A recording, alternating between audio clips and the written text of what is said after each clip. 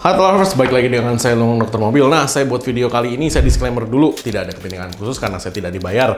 Konten ini dibuat untuk mengedukasi Anda tentang apa yang sudah terjadi di dunia mobil EV karena saya baru balik dari konferensi saya dengan teman-teman teknisi dan teman-teman bengkel-bengkel business owner dari Korea, Malaysia, Jepang, Taiwan, dan Rusia. Nah, dan cukup mengejutkan sih, maksudnya respons yang ada dari mereka, kayak kita dapat banyak data EV itu di China gimana, di Korea gimana, di Jepang gimana, dan di Taiwan itu gimana sendiri.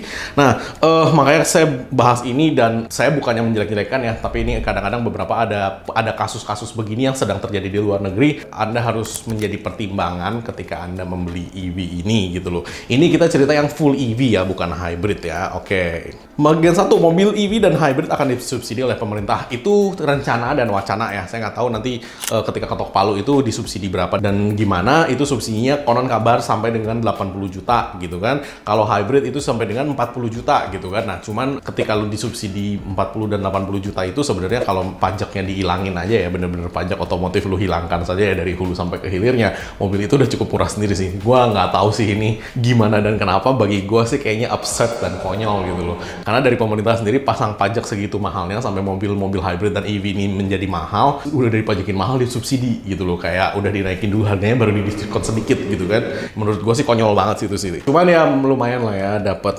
subsidi, jadi kan pastinya nanti akan ada banyak EV di jalanan Indonesia. Nah, bagian dua, apa saja sih yang harus lu perhatikan ketika lu beli mobil EV? Satu, colokan tembok ya, maksudnya rumah lu itu cukup nggak sih buat ngecas si EV ini?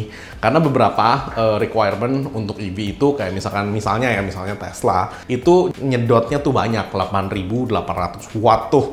Nah, di beberapa rumah 8.800 watt itu adalah listrik satu rumahnya gitu loh ya kan. Jadi makanya itu lu harus lihat dulu nih. Karena kenapa? Kalau enggak, ketika lu beli itu lu harus telepon PLN, lu harus panggil lagi tuh PLN, dan lu request nih satu lagi MCB baru buat lu doang ngecas si mobil itu doang. Nah, kapasitas baterai, karena kapasitas baterai itu yang tinggal lu lihat ya, semakin besar kWh-nya, semakin jauh juga jarak temuknya. Kalau misalkan kayak 20 kWh itu di average itu sekitar 180 km. Nah, 180 km itu akan menurun ketika dia kena macet, ketika dia nanjak, dan ketika dia panas, apalagi ketika dia nyalain AC dan idle berjam-jam. Nah, kapasitas 100 kWh itu bisa sampai 500 kilo. Jakarta Semarang di tol itu 475 kilo ya. Jadi Anda bisa hitung sendiri kebutuhannya seberapa besar. Nah, yang harus Anda pikirkan juga nih, misalkan di kantor Anda bisa ngecas nggak nih? Terus kayak misalkan Anda mau jalan-jalan jauh nih, di tengah-tengah jalan nih kayak rest area gitu nih, bisa ngecas nggak nih gitu loh. Jadi untuk stasiun-stasiun pengisian listriknya yang umum itu sudah available bagi kita belum sih?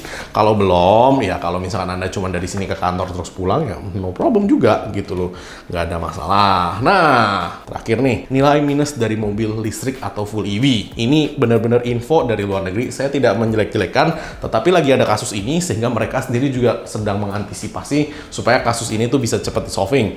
Oke, satu, mobil EV ketika tabrakan dan ketika kecelakaan, misalkan jalan kencang dan nabrak ya, itu problemnya adalah si pintu nggak bisa dibuka. Itu nomor satu problem yang mereka hadapi. Makanya beberapa kasus banyak yang mati dan beberapa kasus berhasil diselamatkan dari mecahin kaca gitu ya. Jadi Anda harus benar-benar ngerti nih, ketika dia nabrak, dia konslet gitu loh. Begitu dia konslet, karena seluruh sistemnya itu elektrik ditarik dari satu jenis baterai, ketika baterai itu problem, dia listriknya nggak cukup, sama aja kayak misalkan laptop lu baterainya listriknya nggak cukup, semua sistem mati.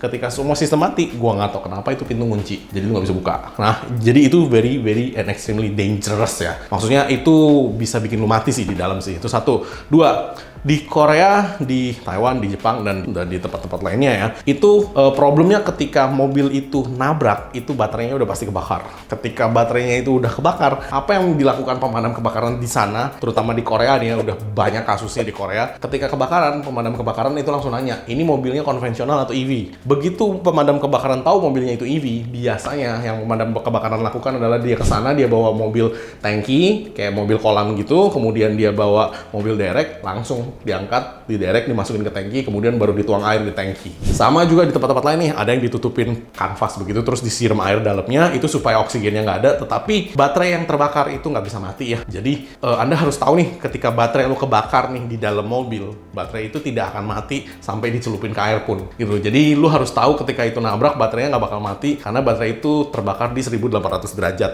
Jadi bener-bener panas sekali dan nggak bisa dimatiin hanya dengan disiram air, dicelupin ke dalam air pun nggak mati. Makanya kan diangkat, ditaruh di dalam air, dibiarin terbakar di situ supaya terbakarnya itu terkontrol gitu loh di dalam kolam, dan mereka tetap siramin dengan air gitu loh. Nah, itu bahayanya ya, sampai sekarang masih di riset di sana, dan ketika Anda mau beli, Anda harus benar-benar berpikir, karena ya balik lagi, Anda mau bilang saya menjelek-jelekan, menakut-nakutan, bagi saya dapat ini aja, berita ini aja baru gitu loh dari teman-teman saya gitu loh, dan berita-berita ini cukup bikin saya kagum juga sih. Maksudnya ya kan saya dari dulu udah bilang ya, namanya baterai kebakar nggak bisa lu matiin, sama lah gitu loh, karena konsep baterai teknologinya masih sama. Selama teknologi baterai itu masih sama, problemnya juga akan masih sama gitu loh. Nah, yang terakhir adalah isu konsleting dari mobil EV. Nah, yang konsleting itu dari China beberapa banyak ya, maksudnya konsletingnya kenapa kita belum tahu jelas nih. Bisa jadi konsleting gara-gara salah colok, ada komponen yang rusak, atau dari mobilnya yang rusak gitu loh, atau kepanasan, itu juga bisa. Cuman ketika dicolok lagi di China ya, ini waktu itu DFSK ya mobilnya ya, kalau nggak salah ya DFSK, ketika dicolok itu bisa terbakar sendiri gitu loh. Jadi itu ada kasus begitu ya di China. Nah, untuk yang Chevrolet Bolt itu di Cherokee Country di Amerika, tiba-tiba lagi parkir di depan rumah itu kebakar gitu loh. Jadi ketika dia lagi parkir di depan rumah dan kebakar, itu cukup gawat banget sih. Jadi maksudnya apalagi coba lu bayangin kalau lu taruh di dalam garasi dan terbakar. Nah, isu-isu ini udah banyak juga dikasih tahu dan di warning oleh manufakturer, beberapa manufakturer juga yang EV ya. Mobil EV disarankan tidak diparkir di dalam garasi ketika ada di rumah. Ini disarankannya di US loh ya.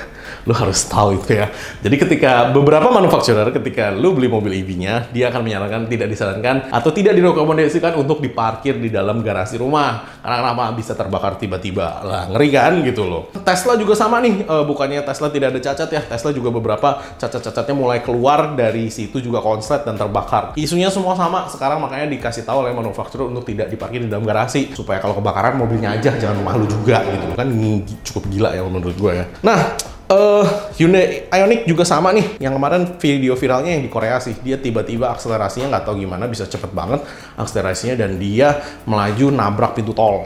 Begitu pintu tol itu tertabrak, frak begitu kan, itu api langsung bakar tuh, vuk gitu. Jadi apinya nggak bisa dipadamkan. Hari itu mereka belum menemukan cara untuk memadamkan api, yaitu yang diangkat itu yang saya bilang. Dan kedua penumpangnya tewas di dalam mobil. Jadi you harus benar-benar ngerti ya, mobil ini kalau tabrakan, seperti yang saya bilang dari dulu, namanya baterai lu puncture, itu bisa meledak ya. Jadi ketika Anda beli EV, Anda harus tahu nih, EV itu bisa kebakar begini, dan sebaiknya lu siapin palu-palu yang kaca itu loh. Jadi ketika lu misalkan lu masih sadar di dalam itu, lu pecah aja kacanya biar lu bisa keluar dari kaca. Karena disinyalir memang ketika baterai lu kebakar, semua sistem mati, pintu pun ngunci tidak bisa terbuka ya. Jadi kejadian-kejadian ini, apalagi yang di Korea ya, mereka mendapat perhatian serius dari sampai ke presiden, sampai mereka harus betul-betul ya memperbaiki bagaimana caranya. Cuman sampai sekarang pun masih belum ada perubahan konkret yang dilakukan oleh manufakturernya itu sendiri. Jadi hati-hati ya bro dan sis ya. Gue bukannya mau nakut-nakutin. Nah, kalau tips merawat mobil EV, sama lah ya kayak kita punya handphone, kita punya laptop. Kalau bisa baterai jangan lu drain sampai habis. Kalau ngecas sampai penuh, begitu udah penuh chargernya dicabut ya, sama lah ya begitu-begitu ya. Storingnya di tempat yang sejuk ya kan, jangan ditutup-tutupin, jangan panas, tempat terbuka, dan jangan ditaruh di garasi ya kan gila tuh. Terus softwarenya lu update secara berkala. Kemudian cek coolant ya. Kenapa? Di mobil listrik tetap ada coolant. Coolant itu justru malah kayak yang terpenting juga, karena coolant itu mendinginkan si baterai ya. Ketika baterai itu nanti panas, coolant itu tidak dingin, baterai lu akan drop nih efektivitasnya. Jadi satu, lu rugi, dua, baterainya cepat rusak, tiga, ada potensi kebakaran juga ketika coolant yang lu gunakan itu tidak bagus ya kan. Jadi hati-hati ya bro dan sis sekalian kalau Anda mau beli mobil-mobil EV. Nah, silahkan komen di kolom komen di bawah ini, dan silahkan ditonton dulu video-video dokter mobil yang lain juga tentang EV dan tentang hybrid. Thanks. Jangan lupa subscribe, like,